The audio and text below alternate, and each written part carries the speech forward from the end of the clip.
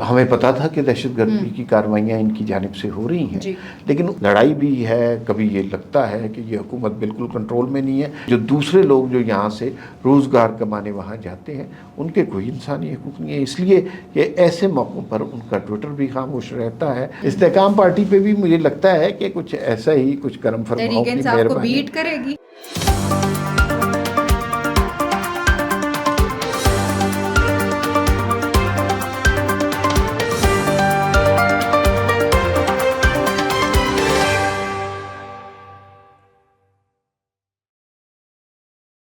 السلام علیکم، میں ہوں آپ کے ساتھ رمشا عارف اور آپ دیکھ رہے ہیں پروگرام وی ٹاک. ہمارے ساتھ میرے ساتھ موجود ہیں ناظرین. آج جن ٹاپکس پہ ہم بات کریں گے، ہم نے دیکھا کہ آپریشن غضب للحق جو ہے وہ جاری ہے اور اس آپریشن کے تحت افغانستان میں کچھ اہم کارروائیاں کی گئی ہیں. دہشت گردوں کے جو نیٹ ورکس ہیں ان کو نشانہ بنایا گیا ہے. کل عطا تارڑ نے ڈیٹیل میں بتایا کہ کہاں کہاں جو ہے یہ کارروائیاں کی گئیں اور کتنے دہشت گردوں کو مارا گیا، کتنی چیک پوسٹ جو ہیں ان کو تباہ کیا گیا. ذرا اس پہ بات کریں گے. اور ہم نے دیکھا کہ بلوچستان میں ایک فیملی کے ساتھ جو ہے وہ بہت افسوسناک واقعہ پیش آیا، جو کہ کوئٹہ سے کراچی اپنے گھر واپس جا رہے تھے. یہ معاملہ کیا ہے، ذرا اس پہ بھی بات کریں گے. اور اس کے بعد ہم نے دیکھا کہ ایک جیو نیوز ایک بہت بڑا ادارہ ہے، نو ڈاؤٹ اباؤٹ اٹ، لیکن ان سے غلطی ہوئی ہے.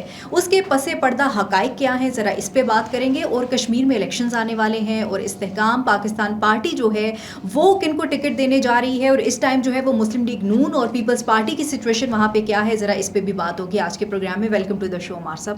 سب سے پہلے تو اگر ہم بات کر لیں افغانستان کے حوالے سے، عمار صاحب بہت سے لوگوں نے یہ کہنا سٹارٹ کر دیا کہ دوبارہ سے جنگ کا آغاز ہو گیا ہے، لیکن یہ جنگ نہیں ہے کیونکہ آپریشن غضب للحق جو ہے وہ جاری ہے اور بہترین طریقے سے جاری ہے. عطا تارڑ نے ٹویٹ بھی کی اور بتایا انہوں نے کہ 400 سم تھنگ جو ہے وہ ہم نے دہشت گردوں کو کے ٹھکانوں کو نشانہ بنایا ہے اور ساتھ ہی ساتھ جو ان کے ٹینکس کو بھی تباہ کیا. تو کتنی بڑی کارروائی ہے یہ؟ جی، ایک بات ہمیں یاد رکھنی چاہیے کہ جب موجودہ آرمی چیف نے اپنا منصب سنبھالا تھا تو انہوں نے کچھ عرصے کے بعد ایک بات کہی تھی کہ اب ہمیں ہارڈ اسٹیٹ بننا ہے. بہت سارے لوگوں کو اس وقت تک بات سمجھ نہیں آئی کہ ہارڈ اسٹیٹ کا معنی کیا ہے، لیکن افغانستان کے تناظر میں ہارڈ اسٹیٹ اب ہمیں کلیئر ہوتی جا رہی ہے. ایک مدت تک ہم ان کو اپنا اسلامی برادر ملک کہتے رہے ہیں. بالکل ایسا ہی. ہمیں پتا تھا کہ دہشت گردی کی کارروائیاں ان کی جانب سے ہو رہی ہیں، لیکن اس کے جواب میں ہمارے پاس تعزیت کے پیغاموں کے سوا کچھ بھی نہیں تھا. ہمارا سارا ٹیلی ویژن بھر جاتا ہے، ایمبولینسوں کی آوازیں، چیخ پکار، یہ سب کچھ ہوتا تھا، لیکن جواب میں ہم کچھ نہیں کرتے تھے. ہارڈ اسٹیٹ سے ہمیں یہ سمجھ آئی کہ اس کا یہ ایک معنی یہ بھی ڈرائیو کیا کہ اگر کوئی پاکستان کے اندر در اندازی کرنے کی کوشش کرے گا، کوئی کراچی میں جیسا حملہ کیا گیا دہشت گردوں نے اس طرح کی حرکت کرے گا، کوئی KPK میں اس طرح کی حرکت کرے گا، دہشت گردی کی کارروائی کرے گا، کوئی بلوچستان میں بیرونی ایجنڈے کے باعث پاکستان کے اندر خلفشار پیدا کرنے کی کوشش کرے گا، نوجوان نسل کے ذہنوں کو معوف کرنے کی کوشش کرے گا، تو پھر ریاست سامنے آئے گی اور ریاست ہارڈ اسٹیٹ بن کر آئے گی. ابھی جو کارروائی ہوئی ہے یہ براہ راست نتیجہ اس دہشت گردی کا ہے جو کراچی میں واقع ہوا ہے. بڑا تکلیف دہ واقعہ ہے، بہت اس کا ہمیں دکھ ہے. اس سے ہمیں یہ بھی اندازہ ہوتا ہے کہ یہ اب مسئلہ صرف KPK میں یا بلوچستان میں نہیں رہا، یہ اب سندھ کے اندر بھی یہ مسئلہ دہشت گردی والا چل رہا ہے.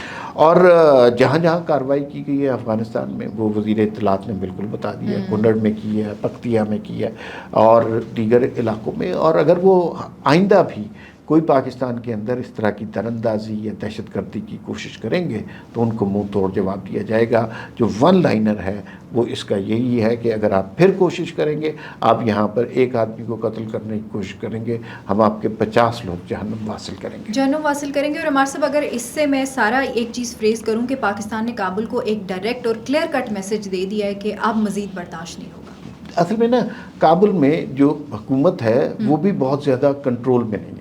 کچھ گروپس ہیں جو اپنی طاقت کے بل بوتے پر بغیر حکومتی رہنمائی کے بھی کارروائی کر رہے ہیں، کچھ حکومتی تائید سے بھی کر رہے ہیں. یہ نہیں ہے کہ سب کچھ ہے، تو بہت زیادہ کنٹرول بھی نہیں ہے. قندھار اور کابل کے اندر لڑائی بھی ہے. کبھی یہ لگتا ہے کہ یہ حکومت بالکل کنٹرول میں نہیں ہے، کسی وقت اس کا تختہ الٹ بھی سکتا ہے. کبھی یہ لگتا ہے کہ یہی لوگ سارے کنٹرول میں، لیکن بہت سارے ایسپیکٹ ایسے ہیں کہ جو ساری دنیا کے لیے خوف کا باعث بن رہے ہیں. مثلا جس طرح منشیات کے سارے گروہ وہاں پر جمع ہو گئے ہیں، جس طرح جو دنیا بھر میں دہشت، صرف پاکستان میں، دنیا بھر میں جو دہشت گردی ہوتی ہے اس کے سارے سرغنہ آپ کو وہاں پر ملتے ہیں، اور پھر پاکستان کے اندر بھی جو اس طرح کی کارروائیاں ہوتی ہیں اس کے ڈانڈے بھی ہمیں وہیں سے ملتے ہیں۔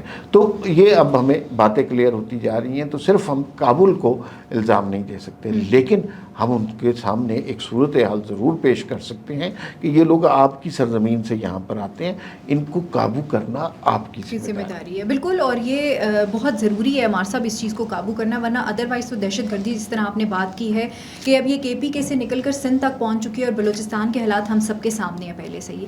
ہم نے دیکھا کہ 2 روز قبل جو ہے وہ ایک فیملی کے ساتھ جو واقعہ پیش آیا، دشت میں یہ واقعہ پیش آیا ہے، بڑے عجیب طریقے کے وہ ویژولس ہیں ہمارے صاحب، وہ چھوٹی بچیاں ان کے سامنے ان کے والد کو مار دیا گیا، اور کہا یہ جا رہا ہے کہ گوگل میپ کے تھرو جو ہے وہ وہاں تک پہنچے اور غلطی سے پہنچ گئے۔ آپ کیا سمجھتے ہیں ہمارے صاحب، یہ معاملہ کیا ہے؟ دیکھیے، اس پہ ہر پاکستانی کو کنسرن ہونا چاہیے۔ بالکل ایسے یہ 2 ایک فیملی تھی، جمیل ان کا نام تھا، کراچی کے رہنے والے تھے، موبائل کا ان کا کاروبار تھا۔ یہ اپنی اہلیہ اور اپنے 2 بچیوں کے ساتھ جو ہے کوئٹہ گئے، گاڑی پہ گھومنے پھرنے گئے۔ انہوں نے 2 دن وہاں زیارت میں بھی گزارے، گھومے پھرے، اور جس طرح یہاں پہ فیملیز پکنک منانے جاتی ہیں، وہاں پہ جو ان سے غلطی ہوئی کہ واپسی کے لیے انہوں نے رات کا وقت اختیار کر لیا، اس لیے کہ ہم لاہور، کراچی، اسلام آباد میں رہنے والے ہم یہ سمجھتے ہیں کہ یہاں پر کوئی قانون ہوگا، یہاں پہ کوئی پولیس ہوگی، یہاں پہ کوئی عام آدمی کا مالی وارث ہوگا، لیکن وہاں پر ایسے علاقے بھی ہیں بلوچستان میں جہاں حکومت آپ کو اعلانیہ منع کرتی ہے کہ آپ نے رات کو سفر نہیں کرنا، بھائی ہماری ذمہ داری نہیں ہے۔ تو یہ کسی ایک ایسے علاقے میں چلے گئے، اور دشت کا وہ علاقہ ہے، اور وہاں پر جو لوگ تھے انہوں نے ان پہ فائرنگ کر دی، یہ خوف زدہ ہو کر بھاگے۔ جمیل صاحب کا جو تھا وہ انتقال ہو گیا ان گولیوں کی وجہ سے، ان کی اہلیہ اور بچے محفوظ رہے، ان کو ایئر ایمبولینس کے ذریعے اب بھیجا جا رہا ہے، کراچی شفٹ کیا جا رہا ہے۔ تو اس میں ابھی تک تو ہمیں جو حکومتی ذرائع ہیں یا وزیر اعلیٰ کی جانب سے کوئی حتمی سٹیٹمنٹ نہیں آئی، لیکن اس میں وہ والے فیکٹرز جو PLA جیسے فیکٹرز ہیں ان کا آپ نام نکال نہیں سکتے، کیونکہ یہ علاقے انہی کے کنٹرول میں ہوتے ہیں جو ہر روز ریاست کی ریٹ کو چیلنج کر رہے ہوتے ہیں، ریاست کی ریٹ کو چیلنج کرتے ہیں، اور ہمارے صاحب پھر آ کے یہ سوشل میڈیا کے اوپر بہت بولنا سٹارٹ کر دیتے ہیں۔ اب آپ دیکھیں یہ واقعہ ہوا، اس میں جو مسنگ پرسنز کے حوالے سے لوگ بات کرتے تھے، BYC BLA، میں یہ مارنگ بلوچ کی بات کر رہی ہوں، ان کی یہ بہت آواز اٹھاتے تھے، لیکن آپ دیکھیں کہ کوئی پیغام نہیں آیا، کوئی ٹویٹ نہیں آئی، یہ کیا ہے؟ مارنگ بلوچ جو ہے نا وہ ہمارے ہاں لبرلز میں اور سیکولر لوگوں میں بڑی پاپولر ہے، مجھے ان سے ایک اختلاف ہے۔ بہت اچھی بات ہے، حقوق کے لیے جنگ کرنی چاہیے، وہ حقوق کے لیے، لیکن یہ کیا بات ہوئی کہ اگر بلوچستان کے اندر بس سے غیر بلوچیوں کو نکال کر شناختی کارڈ دیکھ کر قتل کر دیا جائے تو اس پہ آپ کی آواز نہ آئے، لیکن اگر کوئی دہشت گرد کسی ٹرین کو ہائی جیک کرتے ہیں تو اس کے حوالے سے، اور ان کے جو اغوا کرنے والے ہیں، لوگوں کو اذیت دینے والے جو مجرمان ہیں، ان کے حق میں فوراً آواز اٹھائی جاتی ہے۔ تو بڑا تضاد ہے، لوگ جو کہتے ہیں اس میں بڑی حد تک حقیقت نظر آتی ہے کہ BLA کا سافٹ فیس جو ہے وہ BYC بن گئی۔ یہ انسانی حقوق کے حوالے سے بات کرتے ہیں، اور لگتا ہے کہ انسانی حقوق صرف ان دہشت گردوں کے ہیں، صرف ان لوگوں کے ہیں جو غیر بلوچوں کو قتل کرتے ہیں، لیکن جو دوسرے لوگ جو یہاں سے روزگار کمانے وہاں جاتے ہیں ان کے کوئی انسانی حقوق نہیں ہے۔ اس لیے کہ ایسے موقعوں پر ان کا ٹویٹر بھی خاموش رہتا ہے اور ان کے سوشل میڈیا سے بھی آواز نہیں ہوتی۔ ایسے موقعوں پہ ہی پتہ چلتا ہے کہ آپ کتنے جو ہیں وہ لوگوں کے ساتھ ہیں اور کتنے آپ دہشت گردوں کے ساتھ ہیں۔ اچھا ہمارے صاحب ایک اور پوائنٹ کی طرف میں آتی ہوں، جیو کے حوالے سے بڑی خبریں چل رہی ہیں، نو ڈاؤٹ ایک بہت بڑا ادارہ ہے، کیا غلطی ہوئی جیو سے اور اس کے پس پردہ حقائق کیا ہیں؟ یہ بہت سینسٹیو معاملہ ہے، اور پاکستان میں مذہب بہت حساس معاملہ ہے، لوگ بڑے سینسٹیو ہیں اس کے حوالے سے، اور جیو کوئی چھوٹا ادارہ نہیں ہے، پاکستان کا لیڈنگ چینل ہے۔ میں نے دیکھا کہ لوگوں نے جیو کے مالکان پر بھی الزام لگایا کہ جیسے انہوں نے جان بوجھ کے کوئی اس طرح کی توہین کی چیز کی ہے، ایسا نہیں ہوتا. مالکان ہر چیز نہیں دیکھ رہے ہوتے, دیکھ ہی نہیں سکتے. بالکل ایسے ہی ہے. یہ ایک انہوں نے ڈاکومنٹری بنائی 10 محرم کو 7 بجے چلی, اور اس کے اندر 5 سے 7 سیکنڈ کے کچھ ویژول ایسے تھے جو مذہبی حوالے سے, جس سے لوگوں کے جذبات برانگیختہ ہوئے. سب سے پہلے نوٹس جیو کی اپنی ایڈمنسٹریشن نے لیا ہے, اور اس ایڈمنسٹریشن نے نوٹس لیا, لیکن اس وقت تک ویژول چل چکے تھے. انہوں نے معذرت بھی کی, لیکن پاکستان میں اس طرح کا ابھی 15 دن کے لیے پیمرا نے جیو کو بند کر دیا. ایک لحاظ سے یہ بات جیو کے حق میں جاتی ہے, اس لیے کہ ان معاملات پہ آپ کو سلمان تاثیر والا قصہ یاد ہے, لوگ جتنے جذباتی ہو جاتے ہیں اس کے بعد ان کو کنٹرول کرنا. تو ایک لحاظ سے جیو کو ایک بریتھنگ سپیس مل گئی ہے.